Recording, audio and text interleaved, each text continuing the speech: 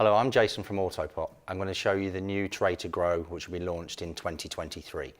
It was originally designed to grow a grow bag, but it's also has the ability to be able to grow plants in other methods, and I'll show you that in a moment. When you receive the product, you'll receive a tray, a lid to go over the cavity, a length of copper tape,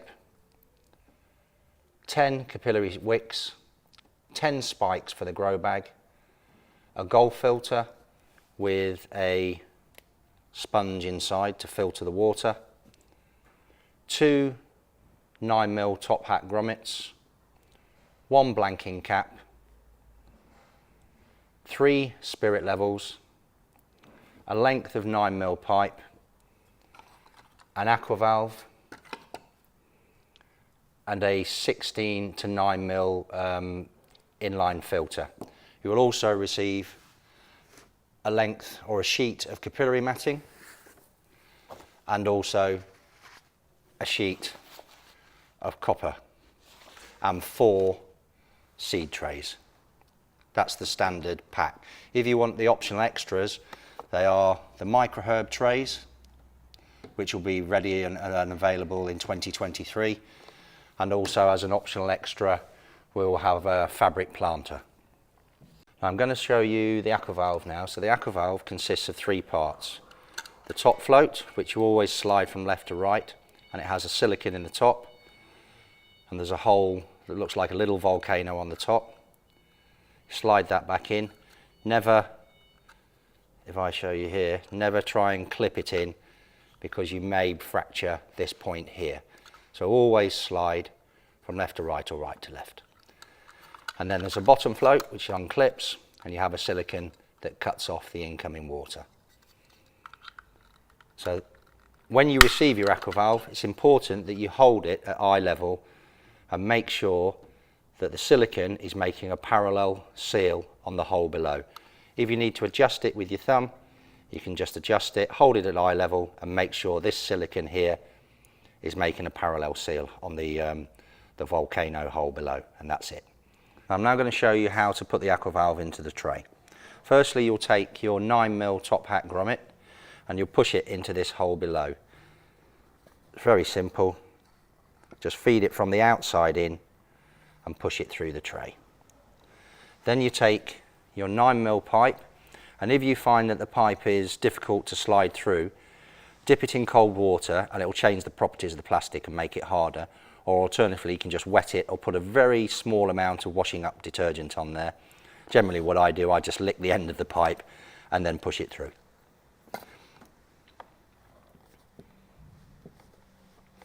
So I'm going to push it through to probably a good 8, 9, 10 inches. And then what I do, I take my collar off the aqua valve. I then thread my collar onto the pipe. And then I put my aqua valve connect it onto the pipe. You can dip the pipe in the end of hot water if you want to, but it's not really necessary with the aqua valve. And then tighten up the locking nut. When you feel it grip, just stop. And then what you do is you just pull the pipe back through, and what you need to ensure is that this half moon section is pushed onto this T section here. It does actually say it in the tray, push aqua valve firmly onto T. So what I'll do, I'll pull the pipe back through, I'll line it up with the T, and then I'll firmly push it onto there. I always push onto the main body at the back here, never push on here. And that's it. So that's nicely in place. So that's the aqua valve now firmly and correctly positioned in the Tray2Grow. I'm going to show you how to install the capillary matting now and the root control sheet. Before you install both types of matting, make sure you pre-soak them in a bucket of water. It makes life a lot easier when you're trying to install it in the tray. When you install it in the tray, make sure that you only push the matting down the 2 outside channels. So I'll do that now to show you. So bring the matting right over to the edge this side, and then literally hold it on the outside and feed it into the outside edge. And then make sure you push it all the way down to the bottom of the channel, and then I'll ensure that it wicks the water up correctly. And then repeat the process on the opposite channel. So you're only going to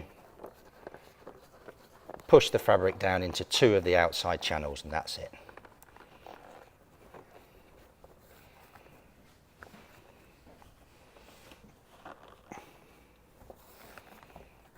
And then pre-soak your root control fabric.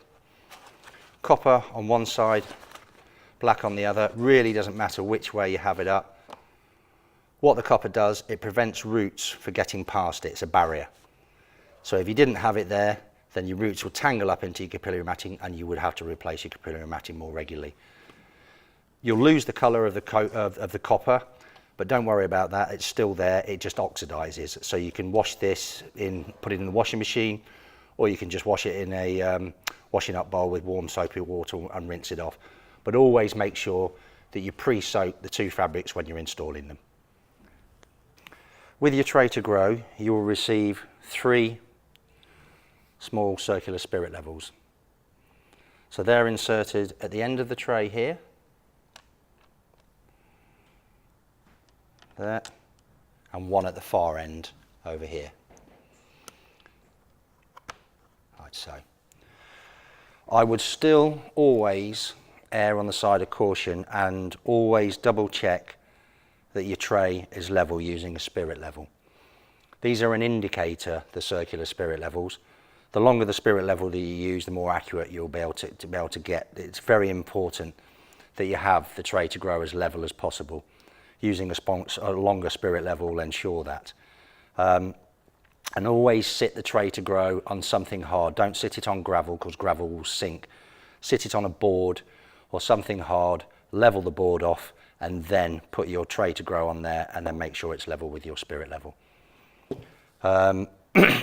Your kit also comes with a length of copper matting.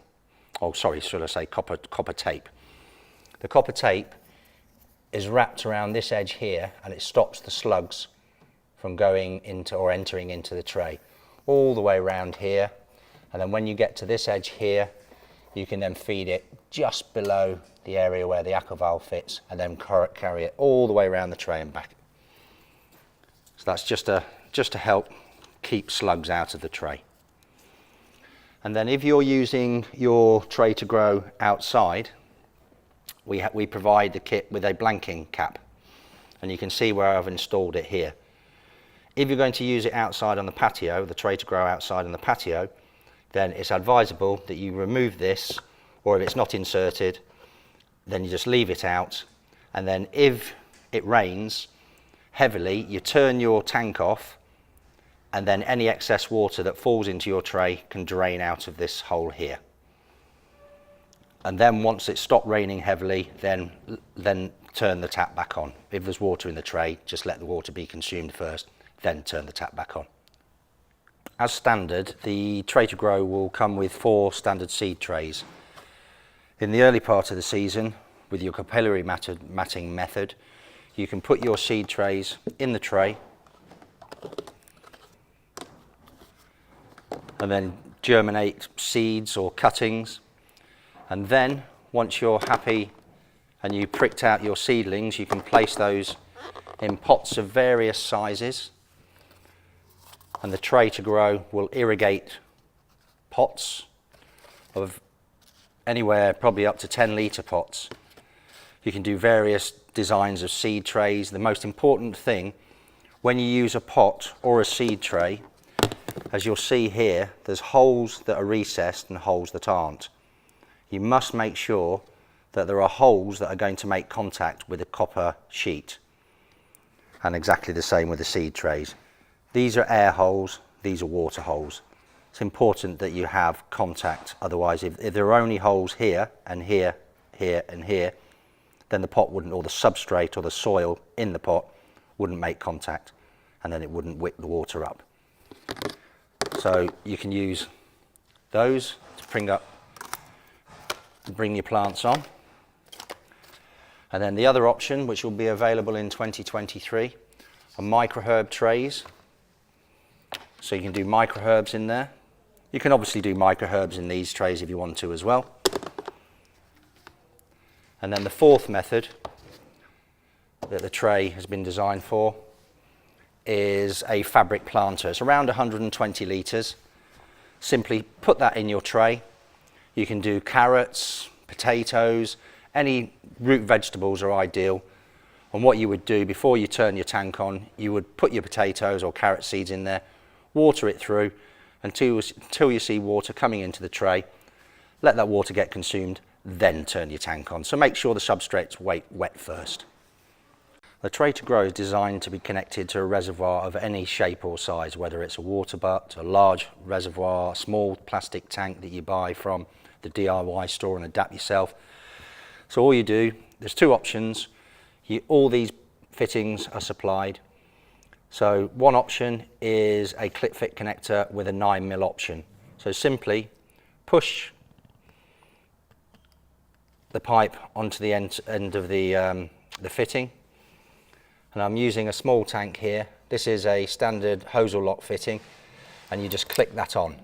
If you don't have a typical hose lock fitting and just a bayonet fitting, what you can do is simply take off this blue collar, heat this in hot water, and then push that onto your bayonet fitting.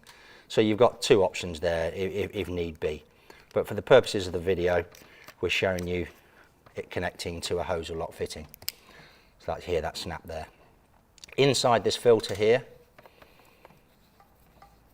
it's unscrewed, and there's a little filter inside. This little filter can be either way. It can either go that way or it can go that way. It doesn't really matter. And then all you do is just thread it back up, tighten it up as tight as you can to make sure it's watertight. And then the other type of fitting I will show you in a minute with the grow bag method, but either can be used whichever way you want to use it. And then the lid for the aqua valve simply goes over the top and then is positioned and snapped into place. And there you have the Tray2Grow all set up and ready to use. But just to recap, when you're using the Tray2Grow with the capillary matting method, you can use it with seed trays. You can use it with pots, and make sure the pot is the correct pot so it draws the water up, as I previously discussed earlier on in the video. Probably up to 10 litres, probably even larger, but small pots. Then the other option is microherbs, but obviously you can use the seed trays that are provided with the Tray2Grow to grow microherbs. These are an optional extra, and another optional extra is a fabric planter that holds around 120 litres of soil or whatever substrate you wish to use, and it's suited to grow root vegetables.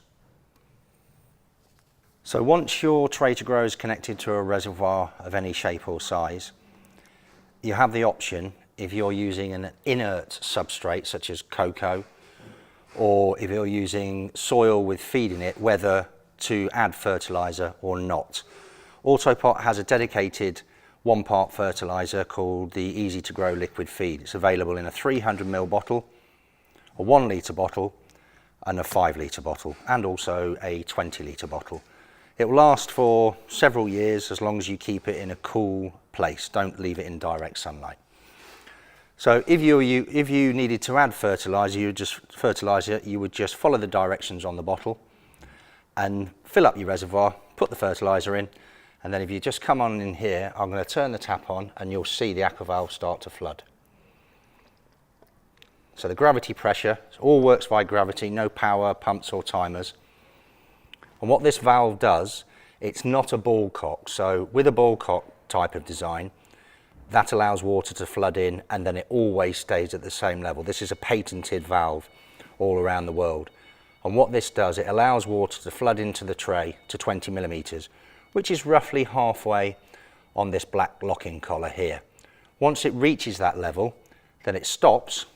The capillary matting in the tray will draw the water up to the damp surface here, and the plants or seedlings that are sitting in the tray will draw the water. The level will start to go down, but this valve or aqua valve will not allow any more water to enter until the water gets to the underside of the aqua valve and then the surface tension within the aqua valve will break and more water will come in. It's the only design of its kind in the world where it's controlled by the plant's requirements. So it will flood to 20 millimeters, stop. The plants will then drink all the water, and if you've got feed in there as well, drink all the solution, and when the level goes to below the aqua valve, within half an hour to an hour, the aqua valve will know to reopen and flood the tray again. So the hotter the day, the bigger the plants, the more plants you have on there, the more the water will flood and drain. So as I said, it's not like a ball cock system, where a ball cock system always has a full level of water and plants are always sitting in water. This unique design actually floods and drains in accordance to the plant's requirements. Show you how to use the Tray2Grow for a traditional grow bag. As you can see, we've already inserted 9 of the capillary spikes. This is the only time that you use the spikes, when you're using the grow bag. So if I show you how to put a spike together, it's very simple. You take your spike, take one of your lengths of capillary matting, roughly half each side, hold it to the top, thread one through one side and one through the other, and then pull them nice and tight, not too tight so you snap it, then simply insert it into your tray. Doesn't matter which way it goes, whether it's that way or that way. And what will happen is that once you drop the grow bag onto the spikes will pierce the grow bag, and these will act as wicks and draw the moisture from the channels up into the grow bag. Get your grow bag. What you'll notice, if you look down here, you'll see grow bags become very compressed when they're on the pallets. So it's very important that you fluff the grow bag up so it breaks up the compressed, because the majority of them at the moment are peat. So fluff it up, make sure it's even across the length of it, and then you're now then ready to install it and drop it onto the spikes. So once you're happy that you've fluffed up your grow bag, make sure that it is properly fluffed up along the length. Then what you want to do before you install it is probably 2 people, one at one end, one at the other, and then you can drop it into the grow bag evenly and then just literally drop it onto the spikes, and the spikes will pierce the base of the grow bag. As I mentioned before, if you're outside on a patio, you've got a blanking cap that can be removed if it's not in the greenhouse under cover. If you find it's difficult to put in either that way or that way, put a smidgen of washing up detergent on there and it will help it slide in. But if you're outside, always have this removed, so if it rains, then the water can flood out of here. As I mentioned previously, using a spirit level is also important. Even though you've got the indicators, the circular spirit levels, using a long spirit level, ideally 1 metre long, along its length and along its width, and make sure you sit it on something firm, a piece of boarding. Don't sit it directly on gravel, because gravel will sink and you'll end up with deeper water down this end and shallower water at the other end. So make sure it's on a firm surface, ideally a piece of wood or something similar, and make sure that is level first. So now I'm going to show you the holes for the bamboo canes and how to insert or put the bag into the tray. So as you'll notice, there's 6 holes around the edge of the tray, here, here and here. The engraving says bamboo cane supports. So it's very simple. Just put all 6 bamboo canes into the holes. They're 15mm holes, so they should accept most bamboo canes. And then what you would do is have a bridge across and support and make a wigwam.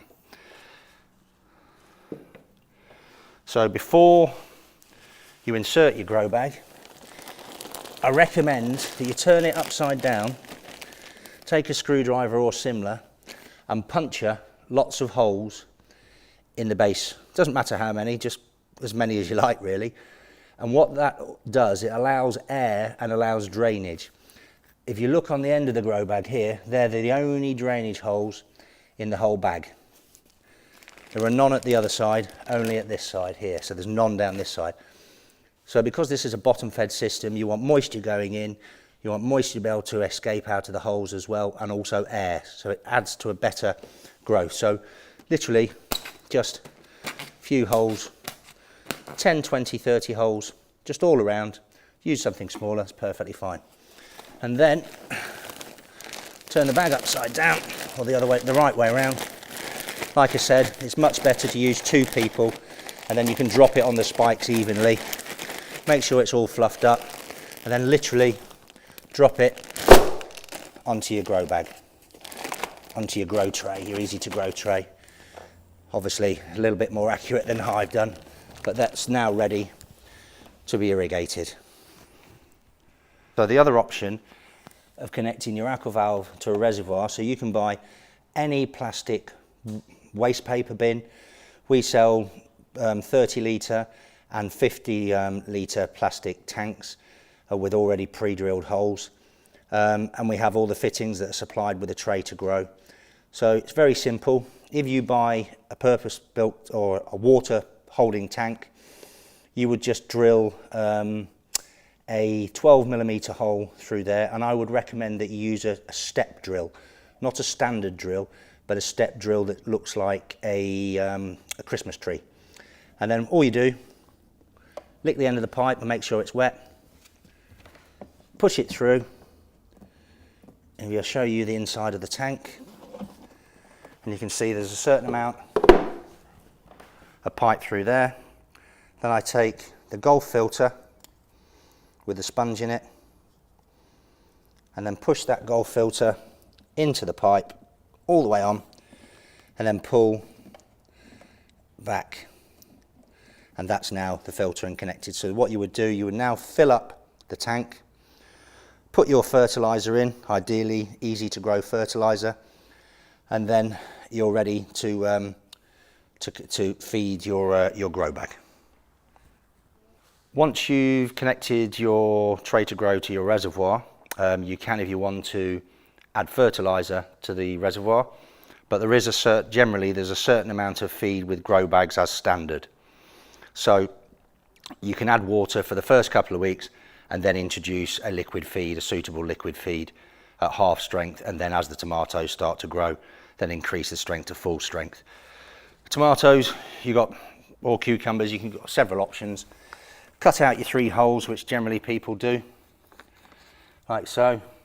And some people leave the plants in the pots and put them in there, like so. Or you can take the plants out of the pots, put them into the grow bag, and then water through quite heavily, so that you see water coming into the area where the aqua valve is, and then just leave the system turned off for maybe 10 days, 2 weeks. When the water's disappeared, you can turn the water on for a day, turn it off for 4 or 5 days, turn it on when the water's gone for a day, and then off for 4 or 5 days. Always hold back on the water in the early parts, and once the plant's established, then you turn the system on full time, and the aqua valve will act in accordance to the plants, flooding and draining, and the plants will feed as and when they need it. I hope you enjoyed the video. Take care, everybody. Bye-bye.